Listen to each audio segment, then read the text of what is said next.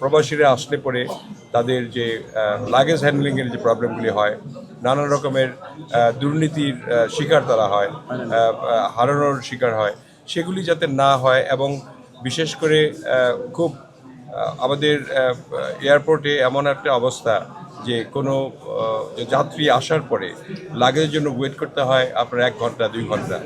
সেগুলি কীভাবে তড়িৎ গতিতে একটা প্যাসেঞ্জার আসার পরে তারপরে নেমে যাতে ইমিগ্রেশন করতে করতেই তাদের লাগেজগুলি তারা বেল্টে পায়, এই ধরনের একটা চিন্তাভাবনা আমরা সিভিল এভিয়েশনের সঙ্গে বসে করব।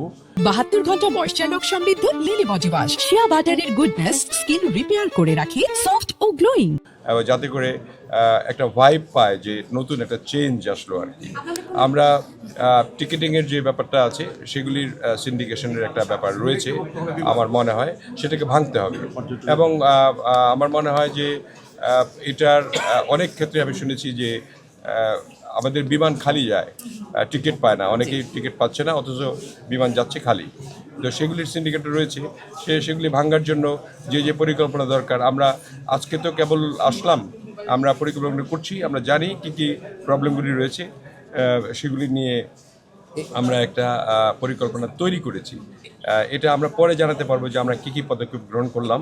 খুব শিগগিরই আপনারা রেডিক্যাল চেঞ্জ তো হবে না, মানে স্লোলি চেঞ্জ হবে, তবুও আমরা চেষ্টা করব কিছুটা ভাইব দেওয়ার জন্য যে অ্যাটলিস্ট একটা গণতান্ত্রিক সরকার আসার পরে একটু চেঞ্জ হয়েছে, এই ভাইবটা আমরা খুব সম্ভবত আপনাদের 1 সপ্তাহ 2 সপ্তাহ মধ্যে দিতে পারবো। এর আগে যে দুর্নীতিগুলি হয়েছে গত 15 বছর, এগুলি দুর্নীতি যদি সেগুলি আপনি দেখেন তাহলে সেগুলি কি তদন্ত করবেন কিনা?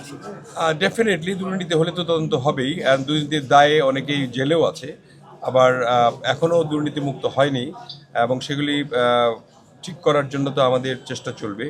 আমরা এখন বসবো, সেক্রেটারির সঙ্গে বসবো, আমরা আলোচনা করব, এবং বিশেষ করে পর্যটনের ব্যাপারে আমরা অনেক চিন্তাভাবনা করেছি, সুদূর প্রসারের চিন্তাভাবনা করেছি।